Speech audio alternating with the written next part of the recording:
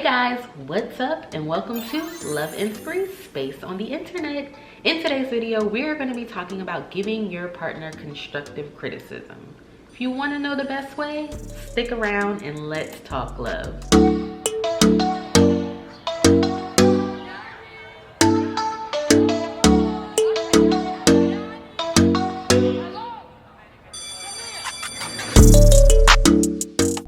Hey guys, what's up and welcome back to Love Inspiry's YouTube channel. For those who don't know, my name is Angie Rolle. I'm the founder of Love Inspiry, where our mission is to build more powerful, transparent, and durable relationships. We love to talk everything relationships, inspire and motivate you to keep going in your relationship as long as it is healthy. Like I said in today's opening, we're going to be talking about how to give your partner constructive criticism. So let's not waste any time and get into it. That I want you to remember when giving your partner constructive criticism is to make sure your constructive criticism is intentional. Make sure there is purpose behind it. And what I mean by this is, you know how sometimes we can come home from work, we can be angry about something that happened on the job. Maybe we came in and the kids are acting up, the house is a mess, whatever the case may be. Making sure that you are not going off because you are angry at something else. It's really, really important that when you're giving constructive criticism that you're focused on the root of the problem and not the surface level of what's causing the problem. Don't give constructive criticism out of frustration. Give it because it's intentional and it's going to help your partner become a better version of themselves and ultimately help the relationship as well. The second thing that I want you to remember when it comes to giving your partner constructive criticism is to make sure that you are doing it at the right time. The right time is so key because undistracted communication is more important than just saying what you need to say. See, when you're distracted, your partner can misconstrue words, causing a fight, causing the conversation to elevate to a place that it didn't mean to go to. For example, you're not going to talk to your partner and give constructive feedback when you're at the dinner table of Thanksgiving time. It's just not something that you do. Ultimately, when your partner is distracted in communication and receiving that constructive criticism, all they're hearing is keywords that are negative. So make sure that you choose the right time to talk to your partner. It's very key in them receiving constructive criticism. Number 3, when giving constructive criticism, and this is my favorite one to talk about, organize your thoughts. And when you're organizing your thoughts, essentially you are choosing how you're going to show up to the conversation. You are conscious of what tone you are going to use. You are conscious of how your body language is going to present itself. For example, if I come to give my husband constructive criticism about sitting on the bed after I made it, I'm not going to show up angry because it's not going to be received. I'm going to show up in a loving manner to say, hey, it makes me feel like you don't appreciate me when you sit on the bed after I make it. There's always a way to say things.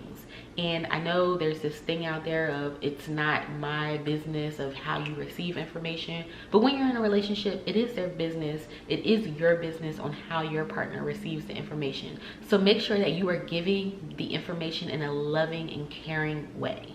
The fourth thing to remember when giving constructive criticism to your partner is to give actionable steps.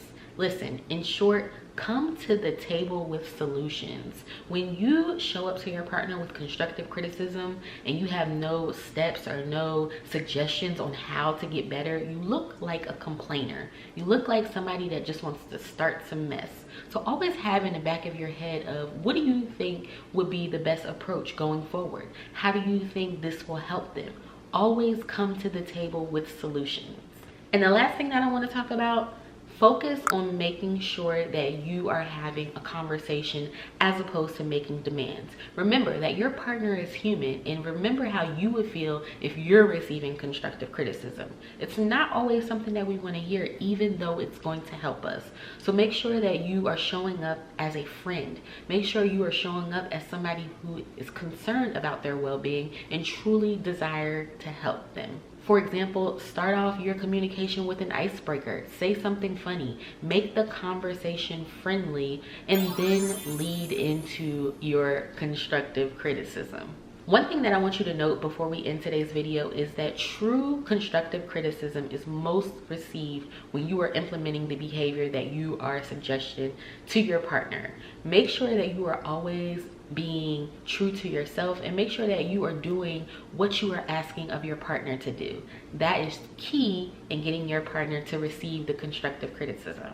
All right, guys, so that concludes today's video. We talked about 5 things to remember when giving your partner constructive criticism. Make sure you're not talking out of frustration, you had a bad day or something like that. Make sure that you are choosing the right time, which is undistracted time, and of course, not in front of people. Make sure you are organizing your thoughts and choosing how you are going to show up to the conversation. Give actionable steps. Come to the table with solutions. Don't be a part of the problem. And the last thing we talked about is making the conversation personable and friendly. If you have any questions, please feel free to hit me up over at www.loveinspiry.com, where I will be more than happy to service your relationship needs. Make sure you subscribe, like this video, and share it with somebody who needs to hear it. I'll see you guys all in the next one. Have a blessed day. Hey guys, the fourth thing is to make the second thing that's very, very important when giving the reason is because when you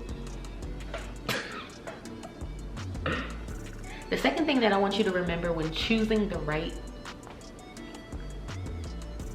this is why I don't film at the end of the day, and I always film in the morning, because at the end of the day I'm just all right, let's try this again.